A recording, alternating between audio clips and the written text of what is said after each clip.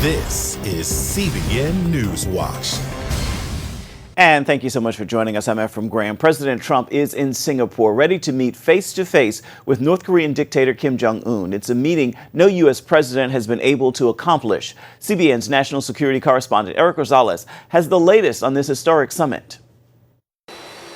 President Trump landed in Singapore, confident about his chances of success at the high-stakes summit with North Korean leader Kim Jong Un, tweeting, "Great to be in Singapore. Excitement is in the air," but warning, it's now or never. It's a one-time shot, and I think it's going to work out very well. Hours earlier, Kim touched down, arriving with his sister, and made his way to his hotel in a black limousine with North Korean flags on the hood and bodyguards running alongside.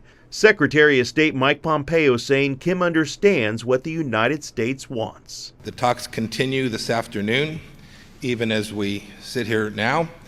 They're in fact moving quite rapidly, and we anticipate they will come to their logical conclusion even more quickly than we had anticipated. Of course, the president's ultimate goal hasn't changed: the complete denuclearization of the Korean Peninsula. This as the rogue country is very close to successfully hitting the continental United States with a nuclear missile. U.S. Senator Republican Lindsey Graham said he's drafted an authorization for the use of military force that he wants his Senate colleagues to sign in the event diplomacy fails. There's really only two options: peace or war. Whether he gets an agreement out of this summit, the president believes sitting down with Kim is forward progress. But at a minimum, I do believe at least we'll have met each other. We will have seen each other. Hopefully we will have liked each other. Religious freedom and human rights advocates like Open Doors USA see the summit as an opportunity to help the country's persecuted Christians, sponsoring a global online prayer summit at the exact time the two leaders meet. This is so important because things do shift. And God is the God of the universe. He's bigger than politics. He's bigger than any one leader. And we know these regimes are fragile. We know things can change overnight. In the end, the two sides could come up with a peace treaty that would end the Korean War, which is technically still in place since the 1950s. Eric Rosales, CBN News. Here's a look now at some of the other big headlines we're following for you today inside the CBN newsroom. President Donald Trump is lashing out at Canada's Prime Minister over trade issues. The president ruffled feathers at the G7 summit, not backing down from his stiff tariffs on aluminum and steel imports. Justin Trudeau promised to fight back by slapping his own tariffs on American goods. In a series of angry tweets, President Trump called Trudeau, quote, very dishonest and weak, and he said the U.S. will not be taken advantage of. More than 2,000 homes have been evacuated in Colorado due to a massive wildfire. It is burning more than 16,000 acres, doubling in size in just 24 hours. More than 800 firefighters have been assigned to tackle the blaze. Right now, it is only about 10% contained. Heidi Baker's Iris Global Ministry in Africa is being forced to evacuate hundreds of children in danger of terror attacks. Terrorists are reportedly attacking villages nearby, beheading people and burning villages. Baker told the International House of Prayer she has to move her 250 students out of the country, and they are asking for prayer. You can find more on these stories throughout the day, of course, at cbnnews.com. Conservative media icon Charles Krauthammer has revealed he is dying of cancer, and he says he only has weeks to live. He got his start in the liberal media, but soon became a leading voice on conservative issues, contributing to outlets such as Fox News. The 68-year-old had cancerous tumors removed from his abdomen last August, and despite some health complications, he thought he was making progress toward healing. In a farewell letter, he says that he will leave this life with no regrets. Alarming new research shows more people die from suicide than murder or car accidents. And as Lori Johnson reports now, suicide touches all types of people, including the rich and famous and Christians as well. The CDC issued a devastating report showing the suicide rate increased a whopping 25% in less than just 2 decades, now making it into the top 10 leading causes of death. They pointed out that in 2016 alone, 45,000 Americans took their own lives. The very same week the CDC released its suicide report, 2 celebrities stunned the world by apparently taking their lives. Police say 55-year-old fashion icon Kate Spade hanged herself in her Park Avenue apartment. And 61-year-old traveling TV chef Anthony Bourdain reportedly hanged himself in a luxury French hotel. Yeah, there's a verse in Ecclesiastes that says, all the labors of a man's hands are for his mouth, but his soul goes unsatisfied. You know, with money and fame comes a lot of pressure. I think their own unique world of pain. As president of the American Association of Christian Counselors, Dr. Timothy Clinton says even people of faith struggle with suicidal depression and shouldn't be ashamed to seek help. The church, the community of believers out there need to get more serious about mental health related issues and themes in everyday life. We need to bring this to the front and center, the forefront of the church. Suicide warning signs include talking about suicide or feelings of hopelessness, contacting people to say goodbye, and giving things away. People feeling desperate can get immediate help by calling the Suicide Prevention Hotline at 1-800-273-TALK. Lori Johnson, CBN News.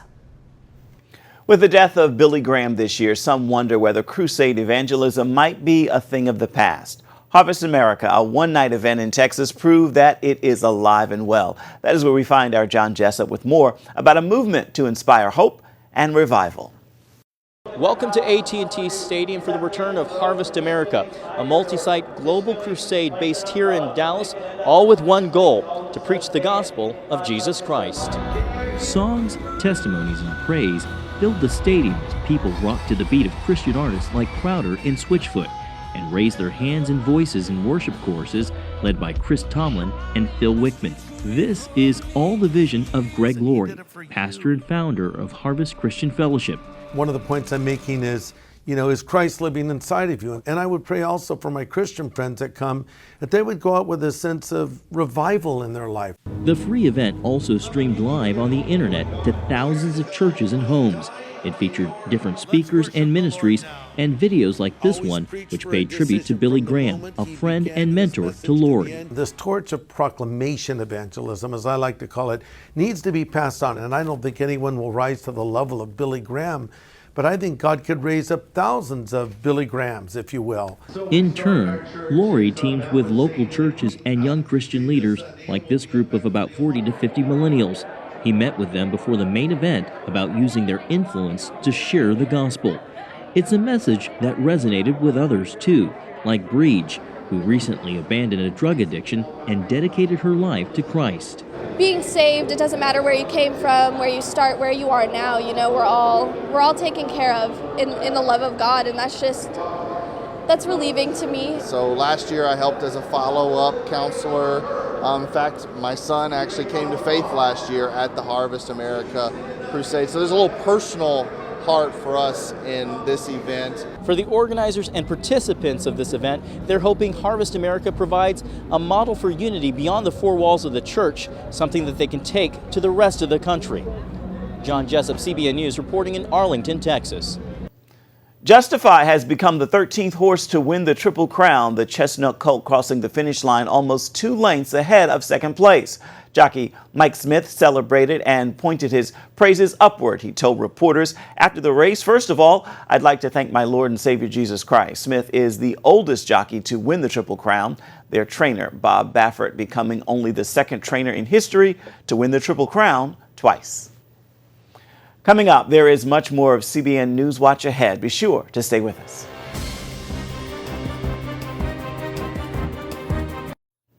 The Southern Baptist Convention is facing a showdown over its treatment of women as it heads into its annual meeting. The nation's biggest Protestant denomination has faced a series of sexual misconduct cases that has led the leadership, which is all men, to seek forgiveness for the bad treatment of women and to make promises to fight it. The central figure in the most prominent cases, Paige Patterson, had been scheduled to deliver the featured sermon at the gatherings, but he withdrew at the request of Southern Baptist Convention leaders. Over the weekend, leading conservatives prepare for what looks to be an epic battle. Headliners at the annual Road to Majority event included Vice President Mike Pence, lawmakers, and one of the people just pardoned by President Trump. CBN's Jenna Browder brings us the story. She's in Washington.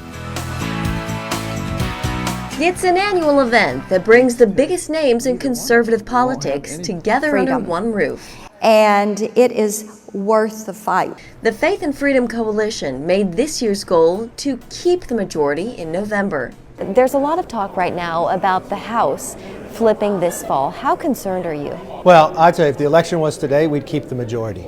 History plays against us, but if you watch what has happened, since we passed the tax bill, we just hit 1 million new jobs. House Majority Leader Kevin McCarthy and other Republican lawmakers are playing up their accomplishments. Judges, principled constitutionalist judges defending our rights. Success with North Korea would be another major win. Our president is going into this summit with his eyes wide open. And as he said earlier today, he'll know in the first minute if they're serious and if they're not. Dinesh D'Souza, the conservative filmmaker just pardoned by President Trump, talked about him with me and David Brody. I think that Trump, believe it or not, is the true inheritor of the Reagan mantle. He is. It's this same enthusiasm Faith and Freedom hopes will spread to the polls. I could go on and on. Ralph Reed and his team are planning an $18 million push to make the case that this election is just as important as 2016. Let's talk about the economy. Yes. How much credit should President Trump get? I think he should get the majority of all the credit. Maybe, but if the House does flip this fall and Republicans lose control, Democrats are likely to pursue Trump's impeachment. In Washington, Jenna Browder, CBN News. As we reported earlier, President Trump is preparing for his historic summit with North Korean dictator Kim Jong Un. 30 years ago, though, another American president made history as Ronald Reagan met Soviet leader Mikhail Gorbachev. That meeting is the subject of a new book by Fox News anchor Bret Baier. Jennifer Wishon is on this story. In 1988, Ronald Reagan and wife Nancy stepped on Soviet soil for his fourth meeting with Mikhail Gorbachev. In the late 80s, the President of the United States traveling to Moscow is comparable to President Trump traveling to North Korea today. This was a huge deal. Huge deal. Had not been done. An American president hadn't been there. And then this president on top of it, someone who called communism, said that it would be on the ash heap of history, and said that the Soviet Union was really the evil empire, and gave that speech at the Berlin Wall saying, "Tear down this wall, Mr. Gorbachev." For that president, who had been so aggressive, to there be in the heart of communism was quite an event. Bret Baier, anchor of Fox's Special Report, highlights Reagan's lifelong passion to end communism in his new book, 3 Days in Moscow, Ronald Reagan and the Fall of the Soviet Empire. Thank you very much. During his short stay, Reagan spoke to students at Moscow State University in a speech Baier believes hit the tone of his life. It gave me goosebumps to listen to it. That's because it's as relevant today, he says, as it was then. Progress is not foreordained. The key is freedom. Freedom of thought, freedom of information, freedom of communication. Imagine the scene, the leader of the world's greatest democracy promoting freedom beneath a towering bust of the father of communism, Vladimir Lenin. At first, Reagan's aides gasped at the setting. And they talk to the organizer and say, "Can you cover this or move this?" And they just say, "Niet." And then they start talking and they realize that this is the perfect setting for Reagan to deliver this speech. And they write it into the script, and it becomes part of his delivery. Freedom, it has been said, makes people selfish and materialistic. But Americans are one of the most religious peoples on earth because they know that liberty, just as life itself, is not earned, but a gift from God. One of the things that I didn't realize about Reagan's journey to this point was how much he promoted the idea of religious freedom again and again to Gorbachev. It was constant. He was constantly saying that there needed to be religious freedom. And in one conversation over dinner, he says that he talks about his son Ron, who was an atheist. And he said he wanted to have a giant meal laid out. And after Ron finished the meal, ask him one question and say, "Do you think there was a cook?" And he turns to Gorbachev and said, "How do you think he would answer?" And Gorbachev smiles and says, "Yes, there is a cook." and referencing God, obviously, and the atheistic, communist thread that ran through the country. A self-proclaimed history nerd, Bear fears younger generations don't have a deep enough understanding of these world-changing moments in history, which is why he wrote the book. It also comes in a young reader's edition for kids 8 to 14 years old that his sons are reading. The Moscow Summit, he says, is a perfect example of how history can serve as a guide to understand where we're going, or even where we are. Jennifer Wishon, CBN News, Washington. Still ahead, the sounds of revival. We're sitting down with Pastor William McDowell. Stay with us.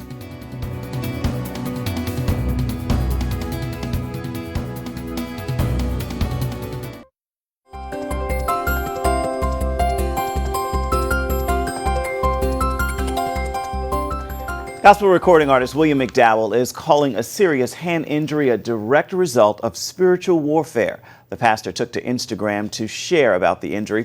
He fell during a church meeting where he was praying for others to be healed, and he ended up tearing the ligament that connects his thumb to the rest of his hand. In the post, McDowell says recovery will take a while. He ended by asking people to pray for him and to continue to pray for his ministry. Pastor William McDowell has documented many miracles occurring in his church in a new book called It's Happening. A generation is crying out and heaven is responding. He'll share more on that in just a moment. We'll begin our conversation with a quick sample of his much-loved worship music. Did you know that there were 500 people at least that were told by Jesus to wait until the promised Holy Spirit came? The title of your new book is called It's Happening. Yes. What is it that's happening? An outpouring of the Spirit of God is taking place in our church. That's also known in many circles as revival. That's what's taking place in our church. And as a result of that revival, we've seen a number of things take place. A lot of miracles have taken place. Over 200 in an 18-month span. On Instagram, McDowell shared this snapshot of a service at his Orlando church, Deeper Fellowship. But because he was about to pass by, something in her said, I refuse to miss this moment. And so because she refused to miss this moment, he was about to pass by, but then she said, no, I gotta have what I paid for. The church has a growing collection of medical devices, a gentle but constant reminder of the miraculous. We've seen cancers healed and lupus healed and blind eyes open and deaf ears open and empty wheelchairs and paralysis reversed and all those things. And those are incredible, but what they serve as is a sign, and a sign points to a thing. And these are all signs. That's why we call them miracles, signs, and wonders. But they all point to a thing. They point to the reality that the Lord wants to move mightily in His church again. What do you think it is about your church, the people there, the ministry, that's pulled this revival in, if you will? For me, it's been a 20-year cry. It didn't just start when we planted this church. There's been a cry that has been deep in my heart. I've been searching for or to be present anywhere where a move of God was happening this way. What I've discovered about our people is that as you begin to talk to them, what God has done is He's brought together people from the four corners of the earth. We've had people move from other countries to come to our church. Yes, it's amazing. What we've discovered is that everybody had a cry.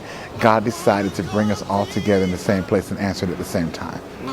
And so there's been a cry, there's been a posture that we've had in our hearts that we won't stop until we see it, we won't move until you're finished. We've adopted a posture of waiting in His presence that just, we call our services rivers. It's not just a semantic change, it's literally to signify that He's in control of the flow. We're not in control of the flow, we're done when He's done. And so there's been a posture that we've kept that has allowed this to happen. What prompted you to decide that, I need to write about this? There is a burden in my heart to see this happen everywhere. It's not a chronicled account of what happened in our church. What it is it's a glimpse into the heart of the posture of our house so that people can position themselves to see the same thing. I know that this is something the Lord wants to do in the earth.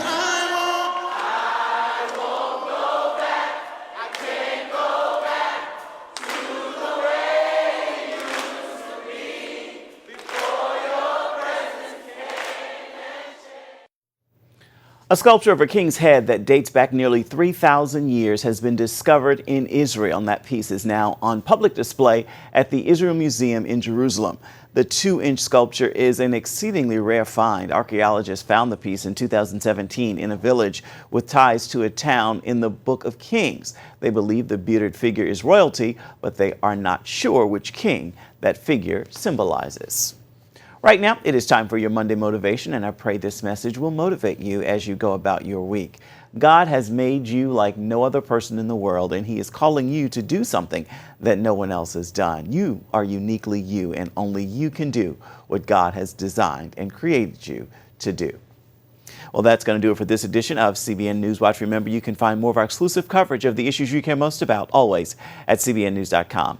And we'd love for you to tell us what you think about the stories you've seen here today. You can do that by emailing newswatch@cbn.com.